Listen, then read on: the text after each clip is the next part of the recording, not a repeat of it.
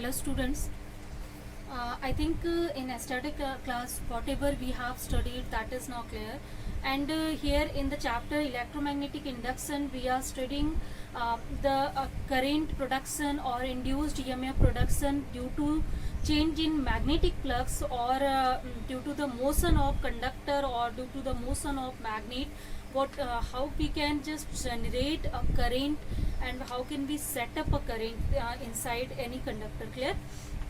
So next one, after the discussion of Faraday experiment and Faraday law of electromagnetic induction, Lenz law, their mathematical forms, some numericals we have seen there. So now let's see the further topics of the chapter, that is motional EMF. So let's see what is the motional EMF. So this actually topic lies in the fact how can we change the magnetic flux that is linked with any coil, linked with any closed surface. So as you know that the magnetic flux is given by y is equal to BE cos theta. So this flux phi can be changed either by change in magnetic field or by change in area or by change in this angle theta. So it means that we can just change this flux, magnetic flux, to link with the coil by three methods, and the first method we have seen already, means if we will change this magnetic field or if we will just use the varying magnetic field. So here one more thing, if suppose we just don't want to vary the magnetic field, then how can we set up a current there? So if we will keep uniform this magnetic field, one more thing here, if we don't want to change the angle between magnetic field and area vector, means the normal directions of the to the plane of the loop. So if theta and b we will not change, then that time we can change it by changing area of the loop. So here if we will make such kind of conductor that is movable, so by moving it we can change the area of the loop easily, and by changing area the flux link with that coil will change, and automatically an induced EMF or induced current that will be generated in that coil. So this phenomena, this concept we are going to study for the motional EMF. So this name motional EMF is just why? Because we are just moving the conductor, we are developing this kind of EMF by motion of the conductor here. So that's why it is called motional EMF. So in one word, if you have to define the motional EMF, you can define it: the induced EMF generated due to the motion of the conductor is called motional EMF. And this is also one more thing, in uniform field, and if we have kept this theta as a uniform value. So here I think students this is now clear how can we change the flux here to generate the electric current or induced EMF. We don't need to change only magnetic field. Yes, varying magnetic field will produce or will change this flux, but whenever we will change area or angle, that time we can also change the flux. Here our main motive is to change the magnetic flux that is linked with the coil, and according to that an induced EMF will be set up, and according to Faraday law we have seen that already. Clear? So let's see what is the motional EMF first, that is from the Faraday law we will see, and later we will see motional EMF by using Lorentz force concept that we have studied in previous chapter. So let's see here the first topic, that is motional EMF by using Faraday law.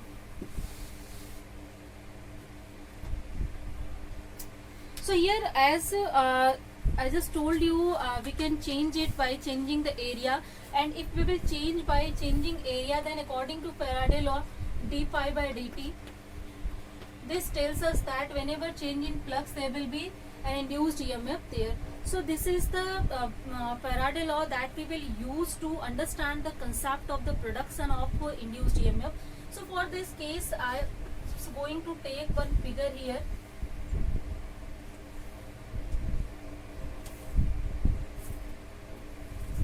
So here we have a loop, that U-shaped loop you can see here that we have. So this is the U-shaped loop over which we have put a conductor plate here, and suppose this is the conductor plate, this is P, this is Q, let's see it, and this is suppose R, this is S. The length of this one is, or length of conductor is L, and this is the same length, you can see here, this is of the same length here. This is the PQ conductor. So this PQ conductor, its property is that it is free to move in forward and backward directions over this U-shaped conductor or loop that we have taken here. So this is an open U-shaped loop over which we have put a conductor that is free to move, means, or you can see that it is a just like a rail over which we can just move any conductor here. So if we will move it by some velocity, then if already uniform magnetic field is present, so suppose the magnetic field that is present uniformly here, that is normal to the direction of the plane of paper. So it means that the angle between here area vector and magnetic field. So as this magnetic field is normal to the direction and already area vector is also normal to the loop, it means that both are in same direction. So cos theta phi is equal to BA cos theta.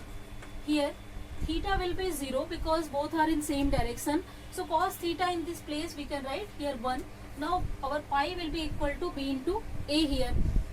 One more thing here, as we have taken B as a uniform field, now if we will change the area only in that way, we can change here this magnetic flux.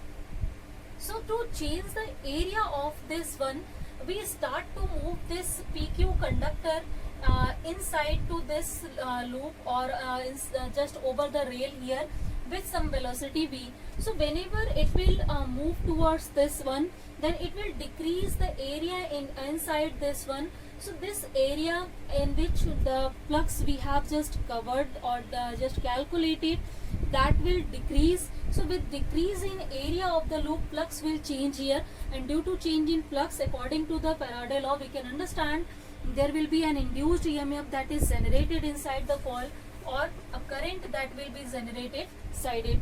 So that is called induced current. So in this way we can understand the motional EMF here in a very easy manner. Now let's see what will be the value of this motional EMF in mathematical form.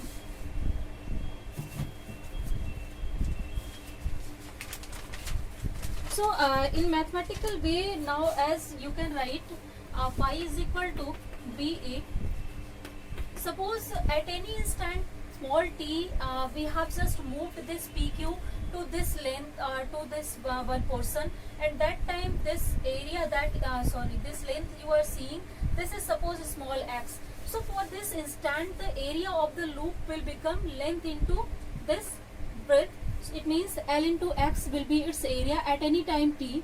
So suppose at any time t, if we will write area, then we can write the area of rectangular loop equal to Lx here. Next one thing, if you will apply now the Faraday law here. So according to the Faraday law of electromagnetic induction, E is given by minus d phi by dt, and also you can write here this ddt of phi, in place of phi we can write blx, and as b is constant, L is constant, because we haven't changed the length of the loop or the magnetic field, that was already uniform. So here if we will change the term, that is x here, this length, this width we are changing by moving this PQ conductor here. So here as this one is decreasing, x, the value of x is decreasing here. So here in the place of this one we can take minus x here, and also you can see that the rate of change of displacement, that is known as the speed or velocity, you can write here. So as with the speed v it was moving, so this speed v, as according to change in this one, v is decreasing here. It is so the decrease in v we can write dx by dt is equal to minus v. So this minus sign denotes that v is decreasing as this axis decreasing towards this one. So if you will write in the place of dx by dt minus of v, then we can obtain here a formula, that is BLV. So in uniform magnetic field V, that was normal to the plane of loop and if this conductor is moving with velocity v, this has length L, then this experience this or induced EMF that is generated inside the loop, and its value is equal to, I think that is not visible correctly, so this is equal to BLB. This induced EMF is generated. Now if we know the resistance of the coil or this conductor, then easily we can find out what will be the current that is induced inside this one. So this is the formula to calculate the motional EMF whenever there is change in area by moving the conductor. So this kind of EMF that is generated inside the coil by moving the any conductor, that is known as motional EMF, and its value for this kind of conductor by using the Faraday law we can calculate it. This is equal to BLB. Clear, I think. Now we can also prove this law by using here the Lorentz force concept. So let's see how can we prove it by Lorentz concept. One more thing here, if you have to see the direction of the motion of the this conductor, then you can find out the direction by using Fleming's right hand rule. So according to the Fleming right hand rule, just use your right hand and put your fingers in such a way, crossed way, such that all these three thumb, your this finger, index finger and middle finger, all of the fingers should be at 90-degree angle. Then that time, if this index finger is representing this magnetic field, and also this middle finger is representing induced current, you can see in this way, induced current, then that time this thumb will represent the direction of the direction of the motion of the conductor here. So let's see now, I think that is now clear in which direction the motion will be there in the case of the particles. Next one thing here, as I told you, we can also prove this law, this formula by using Lorentz concept here. So as by using Faraday concept, I have just determined this formula. I think that is now clear. So let's see how can we understand motional EMF by using Lorentz concept of the force exactly here, that is experienced by any charged particle whenever it enter in uniform magnetic field. So you know that formula already, we have studied that in previous chapter. So let's just understand it now. How can we define it? How can we understand it? Now according to the just use the Lorentz concept. First again, let's make the loop that we have used before by in Faraday concept. So we had some external magnetic field that was perpendicular to the plane of the loop. So suppose this is our a loop that we are going to take, or a rail, you can also see that a rail that we have taken before. Let's take that again. So here this is our U-shaped rail, and over which we have put a conductor here. This is Q, this is P, this is R, this is S. Now let's take this one is equal to L here, and suppose this is moving with velocity some V here. So again this concept is now clear. We have understood this concept now.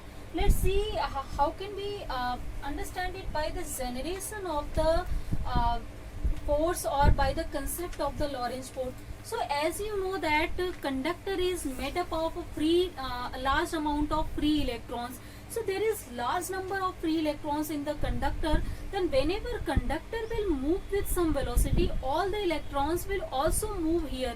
So by the movement of that electrons in external magnetic field and uniform magnetic field B, you know that any charged particle, whenever it will enter, it will move in external magnetic field, and also you can see that the direction of the movement that is perpendicular to the direction of magnetic field. Just now we have seen it in the case of Faraday law that I have just explained. Then in this way, it means that the angle between the motion and the magnetic field is already that is perpendicular, that is 90 degrees. So sin theta will be 90. So a force that will be experienced by the particle, it is given by QVB sin theta, where sin is 90, then its value is 1. So this is the force that is experienced by the moving charges that is inside this conductor PQ. So it means that the every electron will experience this force due to the presence of this external magnetic field. So this is, you know that this force is called Lorentz force. So we are going to use this concept here to understand the setup of the current inside the loop here. So for this concept here, as whenever it will move, then that time free electrons will move. Then that free electrons, if you will see the direction of the motion of the force here, in which direction the force is acting, if movement is in this direction, magnetic field is in this. For this we are using Fleming left hand rule. So let's use the Fleming's left hand rule. According to the left hand rule, if you will just write down your fingers in such a way, like you have to just put in such a way, like here the direction of the velocity vector, that is if in this direction suppose, and if this is the direction of the just now I think this is the most effective. So here as you can see that this is the direction of the magnetic field, that is in outward direction, and that time here the this is the direction of the motion of the conductor. Then the charged particle that is inside it, that will experience a force that is called Lorentz force in upward direction. Means the electrons here, in this way you can write your fingers here, that is very easy to understand here. Means whenever this conductor will move towards this side with some velocity v, then and field is perpendicular to this, then it will experience a Lorentz force that is equal to this one. This force and its direction is from P to Q. Means all the free electrons that will now start to move from P side to Q side of the conductor here. So if electrons will start to move from P side to Q side, then continually due to the Lorentz force they will move here and they will accumulate at this Q point. One more thing here, whenever the accumulation of electron will be there, then you know that they are experiencing some kind of force in the presence of some electric field. Means every charged particle, you know that develop surrounding it an electric field E. Then in that electric field other charged particle will experience some force, and that force is given by Q into E here. So this is the magnetic force, that is Lorentz force, that it is the electric force that the electrons will feel due to presence of each other. So all electrons will move from P to Q until this force will becomes equal to this force. Means the force of repulsion between electrons, if that is less than the force of magnetic force or Lorentz force, then till that time they will move in upward direction. But whenever this force of repulsion will becomes equal to this one, then that time electrons motion will stop there, and it can't be greater obviously. So whenever it will be just equal, then that time the accumulation will start. So they will accumulate up to the time whenever these two things will become, these two forces will become equal here. So in this way you can see now this plate Q, this is now negatively charged because electrons are accumulated here. So this will become negatively charged, and with respect to this one, this plate side will become positively charged. Means a potential is developed across the end of this conductor here due to the motion of the charges or due to the motion of the current. So here this potential that is developed across the this conductor, that is called motional EMF. Now we can easily find out this motional EMF. So let's see how can we calculate this EMF here. So I think the particular concept of the this Lorentz force for the motional EMF, that is now clear. How it is generated, how can we understand? So obviously here, if the potential is generated at these two ends, a current will be set up here. The movement of current will becomes will be from P to Q here. Clear? So as you have seen that whenever there is such kind of motion and the accumulation of electrons will be there, then this plate will become thus negatively charged, this is positively, and due to that a current is set up inside it. Then the direction of current is from positive to negative, you know already. Means we have just developed a potential difference across the end of the conductor here. So as a potential is developed across the end of the conductor, that motional EMF, actually this is also the EMF that is generated across it. Due to the motion of the conductor, we have obtained this potential. This potential difference across conductor, and due to that a current is set up inside it. So that the direction of current is this kind of directions of the current we will have here. So clear? I think there is now no confusion how the using the Lorentz concept we can understand the formation of the motional EMF or current here. Both concepts are actually same here, the Faraday concept or Lorentz concept, but yes, the concept or the points to understand it only we have changed that. So in the both of the cases you can understand it. So here, as I told you already, this condition for the accumulation, that time means at which time it will start, when this two forces will be equal here, means the Lorentz force that is trying to accumulate the electrons here to develop an EMF here, that can be balanced by the electrostatic repulsion between the electrons. Whenever it will equate each other, then that time the accumulation will be stopped, and a potential, final potential that is developed, we can calculate it easily there. Now if you will just write down the value of this repulsion, that is Q into E, not E, we have written QE, and here this is QVB, this is Lorentz force experienced by the electrons to move from here to here. So from here, if you can write, Q will be cancelled out from these two forces, so E can be written by V into B. And also you know that the relationship between potential and electric field. So if over the length L potential is generated, this is along the side or end of the side PQ, it is generated and its length is L, electric field E is there, then the potential that is generated here, this is equal to V upon L from here. So this is V upon L, this is equal to VB.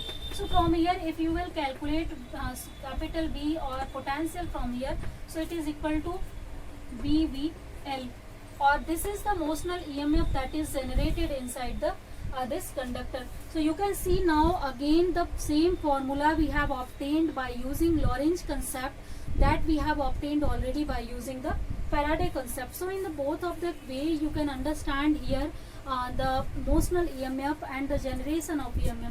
So the basic concept here for the motional EMF is we are moving the conductor, we are just keeping the conductor is in motion. So by their motion, without changing the field, without changing any angle, we can convert or we can just produce an induced EMF or current inside it. So this is very important concept that you are we are utilizing to produce the induced EMF or induced current. So I think this concept is now clear. How can we understand motional EMF? How by using these two more important factors here, like Lorentz force and also the Faraday law of electromagnetic induction. So next concept is here after the studying motional EMF. Obviously motional EMF is there, then that will induce some of the current. So let's see what will be the current induced in the loop here. So as I told you, if suppose loop has the resistance capital R, then of the conductor there will be some resistance also. So if that resistance is capital R, then we can just calculate the current here. So current in the loop I, that will be given by EMF in the loop upon resistance in the loop here. So as EMF we have just calculated, that is VLB, and this is upon R. So this is the value of the induced current inside the loop here. Next concept is here, small concepts are here actually. The force that is moving the charges from the end P to Q, as we have seen in the case of Lorentz force. So that is called motional force or force in the motional arms here. So let's see the second concept, what will be the force in the motional arm. So as force is given by the motional force means the Lorentz force, according due to that the particle were moving. You have seen that already in the Lorentz force concept. So this is given by, for any conductor, you know that this force is given by BLB sin theta. So as we have seen the cases for the charges as well as for the conductor that has length L. So for this case the Lorentz force experienced by it is BLB sine theta, and here as you know theta is the direction of the current element. In the case of conductor that was like this, in this direction, or magnetic field was just perpendicular to this one, so it means that here angle is 90. So this is BLB.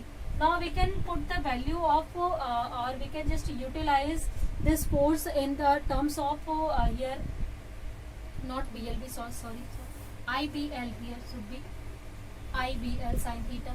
So here as I has the value, this is BLB upon R. So now we can write I value of I here. So this is BLB upon R. This is BL. So final values for the force that is moving the charges from one end to another in the conductor. This is given by B square L square V upon R. Clear? The third concept that we can see here, that is what is the power dissipated by the power, actually not dissipated. First let's see what is the power delivered to the arm here. So here is as power, you know that is given by power is equal to current and voltage, the product of this one, or if in the terms of the force, if you will see, it is represented by force into velocity here. Means as particles are moving or charges were moving from side P to Q, and due to that a current is set up there with some velocity V they were moving. So if they are experiencing some force and velocity V with V they are moving, then power is given by force into velocity here. So as the force we have just calculated, that is moving any particle, that is V square L square V upon R, and here as V if you will multiply you will obtain here V square. So this is the power delivered to the arm PQ or conductor PQ to move the electrons from the end P to Q here. So these are very important formula when you are calculating or understanding the motional EMF and the generation of EMF, what should be the power there, so that you can just induce some of the electric current there. So that is very important thing. Next one, if you will see the power loss here, as according to Joule's law, as there is resistance, presence of resistance, motion current we are getting, then Joule's heating effect will be induces here. So per unit time if you will calculate the power loss here, then that power loss is, or if Joule's power loss you will see it, then this is given by I square R from here. So as the value of I we have seen, this is equal to BLB upon R. So it's square into R. One R will be cancelled out from here. So this is equal to BL square V square upon this is R here. Now if you will see this term, this is equal to the power delivered here. So it means that this is explaining the conservation of energy. So it means that energy is always conserved. Means the current will set up inside the conductor in such a way it always oppose the motion or change in flux of the loop, so that the energy should be conserved in any of the system. So I think this whole concept that we have studied for the motional EMF, that is now clear. Still there is a lot of concept and lot of numericals are based on this, and very important numericals and applications of this motional EMF concept we have. Next, one more small concept that we have to study here, that is relation between induced charge and change in magnetic flux. So here one more thing we will see, the induced charges does not depend on the rate of change of flux here. Only that depends the net change of magnetic flux, means whatever the time it is taking, it is not depending on that, the current setup or the charges there. So for this one we can prove it by using the case like, as according to the Faraday law, we know that the magnitude here only the time taking. Magnitude of induced EMF is given by rate of change of magnetic flux. Now as we know that if in conductor R is the resistance, then we can calculate current by it. This is given by d by t into 1 by R, means this one thing EMF upon resistance, according to that using Ohm's law we can calculate it. Now as we can write I is equal to rate of change of charges here, or the motion of charge per unit time, that is called current. So we can write here d phi by dt into 1 by r. So from here if you will calculate the charge dq, so that is equal to d phi by r from here. So this d phi by r we can write it from here, that is net change in flux to the resistance r, or you write in the words, then you can write it. So here from this formula you can see that the charge that is induces inside the conductor, that does not depends on the rate of time taken to change this flux here. Means whatever the time it is taking, it is not particularly depend on that, whether it will take 1 minute, 2 minute, 1 hour, 2 hour, whatever is the time it is taking, only we need the net change in flux, only the charge induces, or that is depending on here on this factor. So here the question is asked always so that the induced charges does not depends on the rate of the time taken to change the flux. So we can just show it by this method. So this is the small question that is asked already in your examination, so I have taken this one. So I think student, the motional EMF, this topic completely we have just ended here. That is very important topic, and lot of questions you will see based on this topic. So this is now clear, then let's just end our class here. In next class, first we will see some numerical problem based on this topic, then we will just further move on out. So thank you students for the class here.